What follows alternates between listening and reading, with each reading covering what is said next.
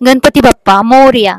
बघा काय मस्त बाप्पाच्या आवडीचे असे उकडीचे मोदक बनवलेले आहेत आणि खायला अप्रतिम असे लागतात. अहो हे उकडीचेच मोदक आहेत.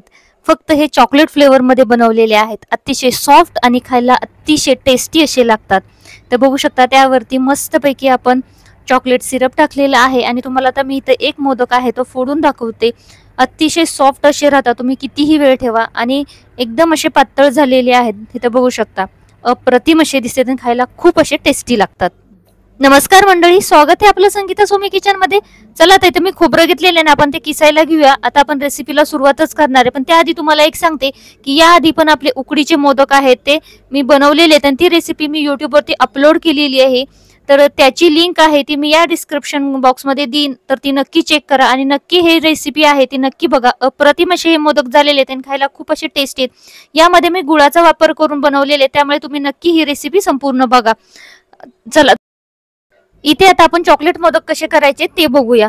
तर त्यासाठी मी आता इथं 2 छोटे नारळ घेतलेले आहेत आणि आता ते पण किसून घेऊया. अशा प्रकारची किसणी घेतलेली आहे आणि त्यातील मीडियम जी आकाराची किसणी त्यावरती आता हे आपण किसून घ्यायचे आहेत. इथे बघू शकता मीडियम आकाराच्या किसणीने मी खोबरं आहे ते सगळं किसून घेणार आहे.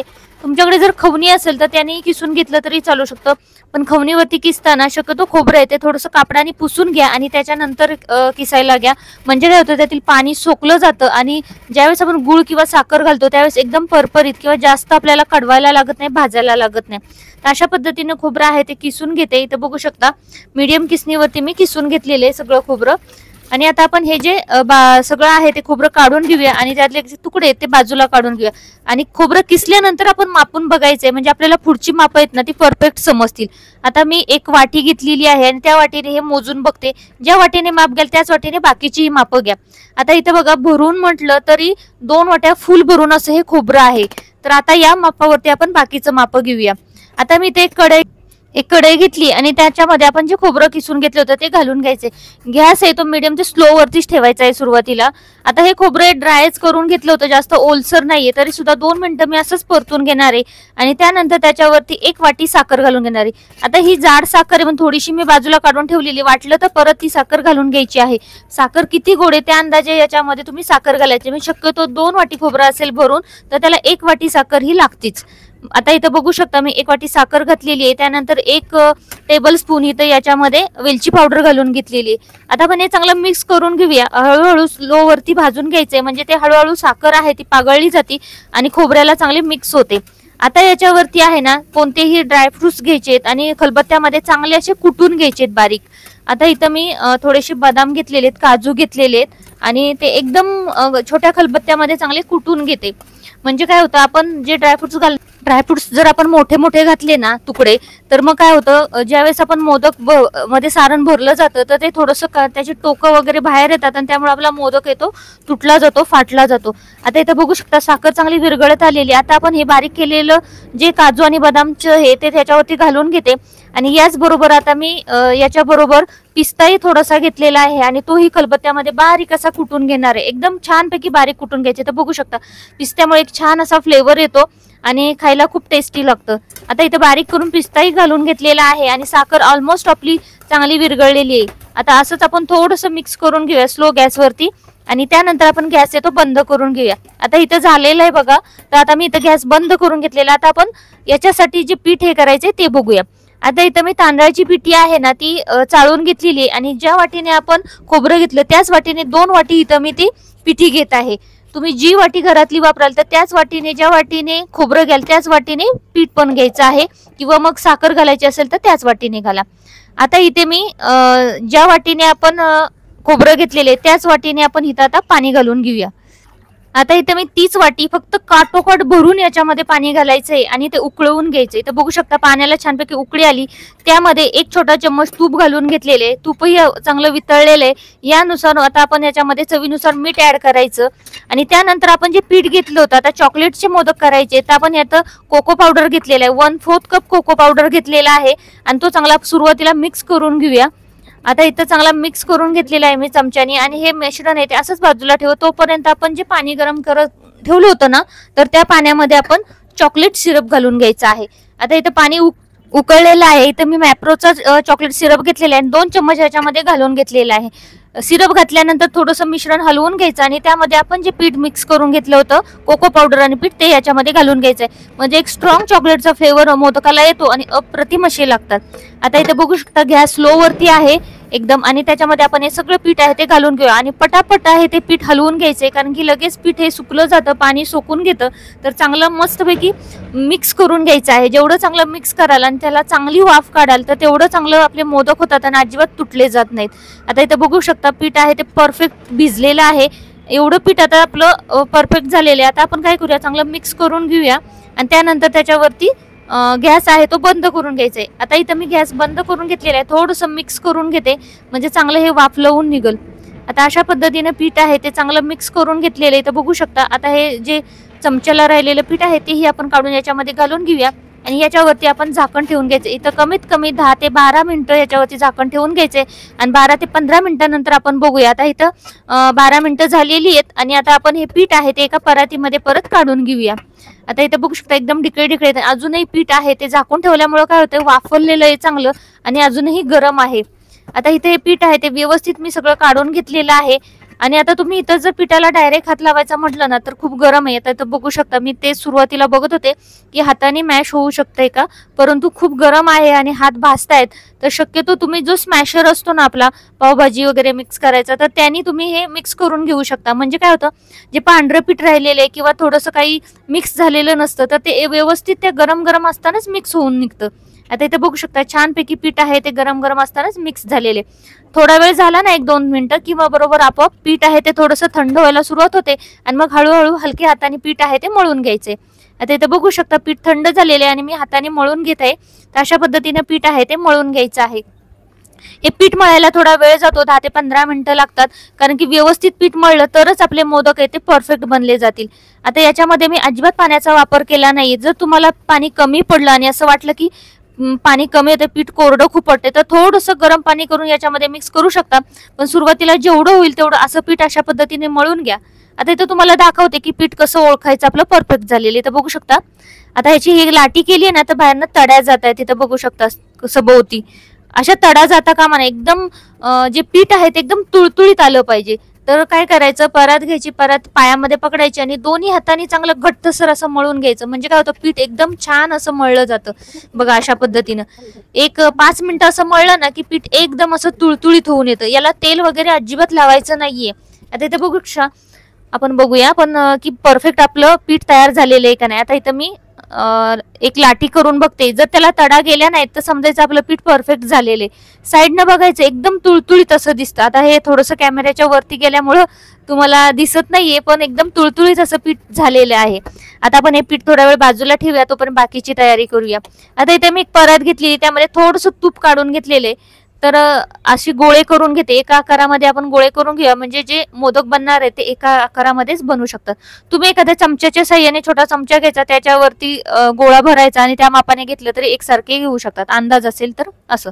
आता इथे बघू शकता की याला अजिबात तडा जात नाहीत. म्हणजे आपलं पीठ आहे ना ते परफेक्ट असं मळलेलं आहे आणि परफेक्ट असं वाफरलेलं आहे.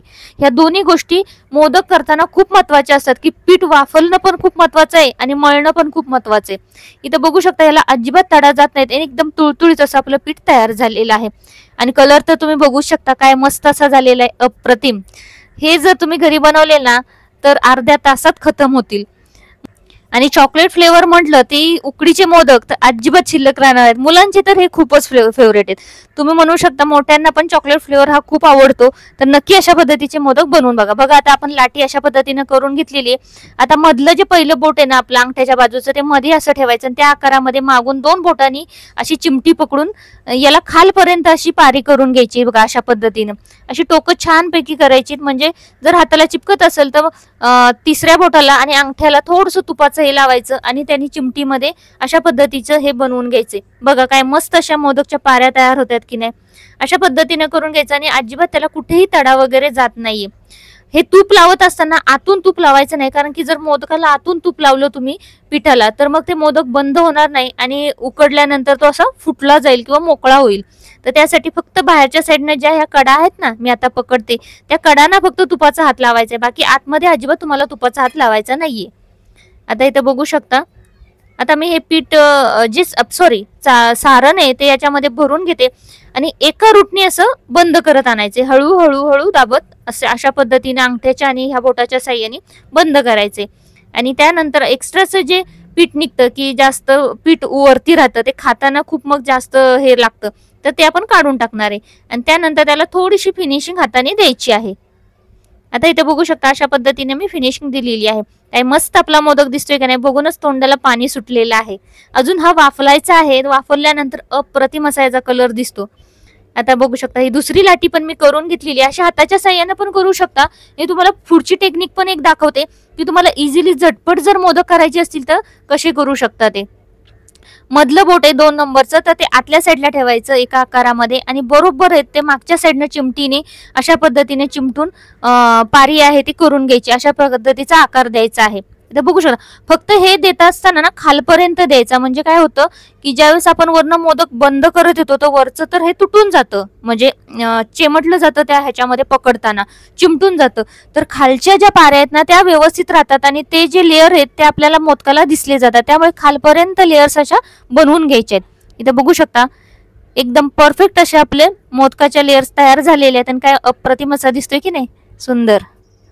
त्याला मी थोडीशी फिनिशिंग देऊन घेते, म्हणजे नंतर काय होतं आपल्याला बंद केल्यानंतर त्या ज्या रेषा आहेत ना त्या तशाच्या तशा राहतात खालपर्यंत. फक्त वरच्या आहेत त्या आपण दाबल्यामुळे थोड्याशा आपल्याला कट कराव्या लागतात. बघा अशा पद्धतीने मोदक बंद करून घ्यायचा हलक्या हाताने आणि एक्स्ट्राचं जे पीठ असतं ते काढून टाकायचं, नाहीतर मग त्याचा जास्त जाड गोळा असा लागतो आणि मग तो खाताना थोडासा आपल्याला ते खराब वाटतो. तर त्याच्यासाठी मधी पीठ जास्त ठेवायचं नाही, एकदम कमी ठेवायचं.